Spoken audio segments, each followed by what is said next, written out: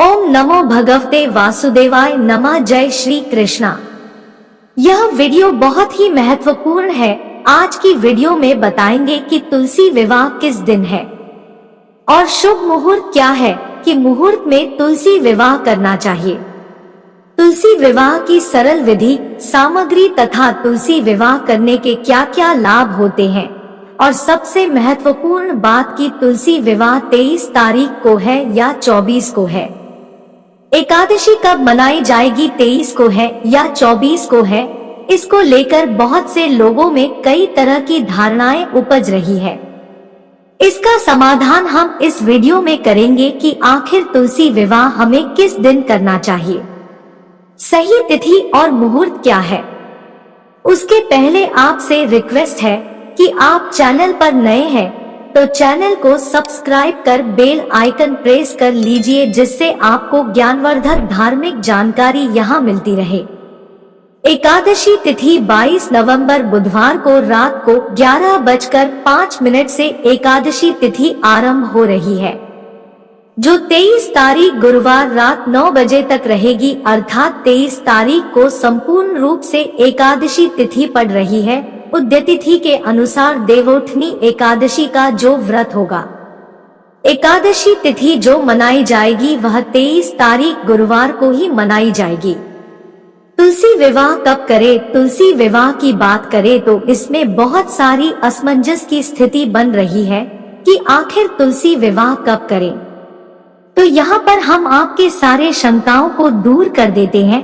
जो लोग गृहस्थ जीवन जी रहे हैं उनके लिए 23 तारीख को ही यह व्रत तुलसी विवाह करना अति उत्तम माना जाएगा। इस दिन एकादशी का व्रत भी है और तुलसी विवाह आप कर सकते हैं। इसी दिन भगवान विष्णु योग निद्रा से बाहर आते हैं। योग निद्रा से बाहर आने के बाद आप शाम के समय गोधूली बेला में तुलसी विवाह कर सकते हैं।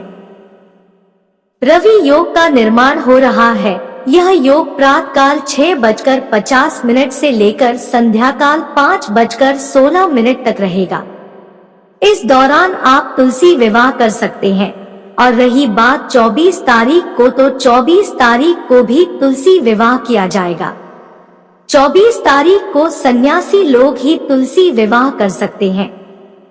कोई व्यक्ति सक्षम है तो 23 तारीख को देवोठनी एकादशी का व्रत करे और 24 को तुलसी विवाह करे। अगर सक्षम नहीं है, गृहस्थ है, तो वे लोग 23 तारीख को ही देवोठनी एकादशी का व्रत भी करे और उसे दिन भगवान विष्णु शालिग्राम जी के साथ तुलसी माता का विवाह भी करे।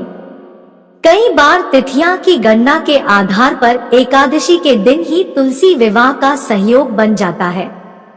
द्वादशी को सूर्यास्त के बाद भगवान विष्णु के शालिग्राम रूप से तुलसी का विवाह कराया जाता है।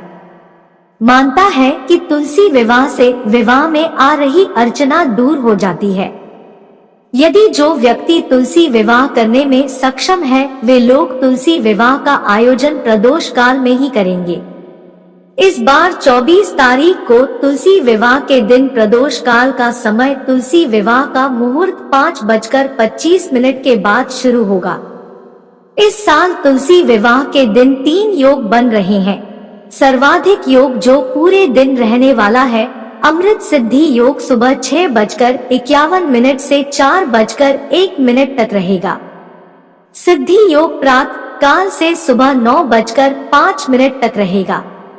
एक बहुत ही जरूरी और आवश्यक बात, जो लोग 23 तारीख को तुलसी विवाह करेंगे वे लोग इस दिन प्रसाद के रूप में अन्न से बने मिष्ठान आदि का प्रयोग नहीं करेंगे। वे लोग सिर्फ फल फूल मिष्ठान प्रसाद के रूप में चढ़ाएंगे, क्योंकि इस दिन देव उठानी एकादशी है और एकादशी को भगवान विष्णु तुलसी को अन्न चढ़ाना पाप होता है। और जो तुलसी विवाह करेंगे वे लोग इस दिन अन्न से बनी सभी चीजें जैसे चूर्ण, रोड़, हवा इत्यादि प्रसाद के रूप में चढ़ा सकते हैं। तो इस बात का आप खास ख्याल रखें कि 23 तारीख को जो तुलसी विवाह करेंगे उन्हें अन्न रूप में प्रसाद नहीं चढ़ता है। जो 24 तारीख को तुलसी विवाह करेंगे वे लोग अन्न से बने सभी चीज, सभी प्रसाद चढ़ा सकते हैं। जानते हैं तुलसी विवाह पूजा सामग्री। तुलसी का पौधा, शालिग्राम, विष्णु जी की मूर्ति अगर ना हो तो विष्णु जी का चित्र, सिक्के, दीप, धूप, लाल वस्त्र, 2 पीले वस्त्र, 1 चुनरी, गणेश जी की प्रतिमा, जल का पात्र, जनेऊ, पुष्प माला, 16 श्रृंगार की सामग्री, सफेद तिल, पीतल या तांबे का कलश, हौली मौली, आम के पत्ते, पान के पत्ते, सुपारी और दुर्वा, लौंग, इलायची, गंगाजल और दक्षिणा। भोग में आंवले का मुरब्बा। यदि आप चाहे तो भोग में आंवले का मुरब्बा भी चढ़ा सकते हैं। सिंघाड़ा, खजूर, रेवड़ी, मिठाई के लिए से आदि शामिल कर सकते हैं। यह तो रही तुलसी विवाह के संपूर्ण सामग्री, लेकिन आप अपने क्षेत्र की परंपरा के अनुसार कुछ चीज बढ़ा या कम कर सकते हैं। अब आइए जानते हैं तुलसी विवाह की विधि। अगर आपको तुलसी विवाह और एकादशी व्रत का पुण्य फल एक ही दिन प्राप्त करना है तो आप इस तुलसी विवाह को 23 तारीख को ही करें। इस दिन अपने घर के आंगन में 4 गन्नों की मदद से एक मंडप बनाएं। इसमें आप 2 चौकी स्थापित करें, एक पर वधु अर्थात तुलसी का पौधा और दूसरे पर शालिग्राम जी को बिठाएं और तुलसी जी को चुनरी चढ़ाएं। एक रंगोली बनाकर चौक भी स्थापित करें। इस पर सफेद तिल का आसन देते हुए भगवान विष्णु का चित्र या फिर शालिग्राम जी को स्थापित करें। आप प्रथम पूजनीय गणेश जी को भी चौकी पर तिल का आसन देते हुए स्थापित कर दें। तांबे या पीतल का कलश ले, उसके अंदर गंगाजल, शुद्ध जल, हल्दी, सुपारी, सिक्का, होली डाल दे।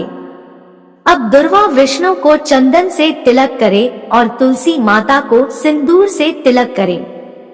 तिलक करने के बाद 1 या 5 दीपक प्रज्वलित कर ले और सबसे पहले गणेश जी को दुर्गा पुष्प, तिल, जनेऊ और मौली अर्पित करते हैं। इसके बाद भगवान विष्णु को भी जनेऊ, फूल और मौली अर्पित करें।